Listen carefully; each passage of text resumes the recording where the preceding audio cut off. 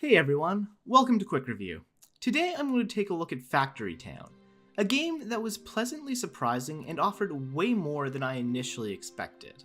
Factory Town is what you'd get if Factorio and Sim City, before Sim City was bad, had a child. Then you look at that child and think, hey, this kid's going to grow up to do amazing things. That's because Factory Town is just settling in to what it is. It's a game that has a lot of room to grow, but started out with a very solid base. Comparisons aside, Factory Town is a city building supply chain optimization game, or that's what I'm calling it. You start out with a small town of legless workers whose only goal in life is to chop down trees and collect other resources while merrily hopping around. It starts out simple. Collect resources, refine those resources, and expand your town to be bigger and better. As time goes on, you learn about new technology you can research, new resources you can harvest, and new constructs that can help you refine the flow of resources from building to building. The game holds your hand for a while through a tutorial that probably could have been done better. Then it leaves you to run around aimlessly while you try to figure out what every new building and technology actually does. It's not the best introduction to a game, but it's not the worst. Either ways, with enough persistence, you start to understand that you can build conveyor belts and factories that largely automate the harvesting and transportation process. At some point, you look around at all your jolly workers and start to delete them, in favor of condemning them to lives of solitude within your ever-growing network of factories. You'll start building more and more complex systems to transport items around, and eventually you wind up with a mostly autonomous city that keeps growing and growing. Factory Town differentiates itself not with the complexity of its gameplay, but with the visual world it creates. The world is colorful and happy, and the music helps cement that feeling for the player. There are also a variety of ways you can customize the game. You can start with nothing and build your technology tree. You can choose to start in a certain era of research.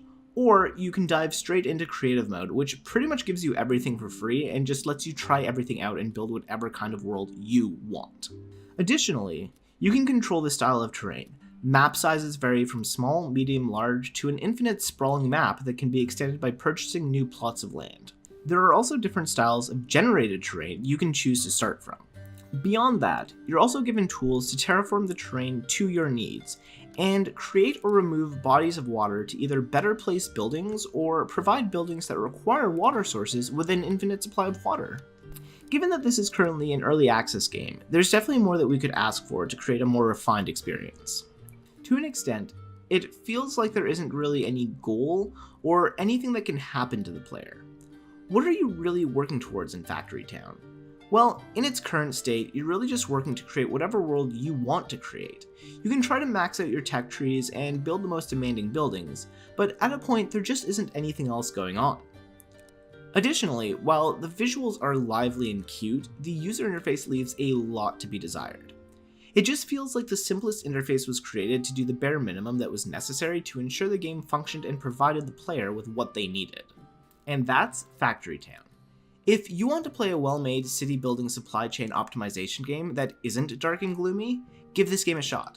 Even if the game stagnated and remained exactly what it is today, I'd still say it's worth the price tag that's currently attached to it. And remember, this is just in my opinion. If you feel like I left something out, disagree, or just want to suggest a game for me to review, leave a comment. Also, I've been reviewing a lot of Steam games lately, so I decided to create a curator page. If you want to get some recommendations directly to Steam, follow me there, links in the description.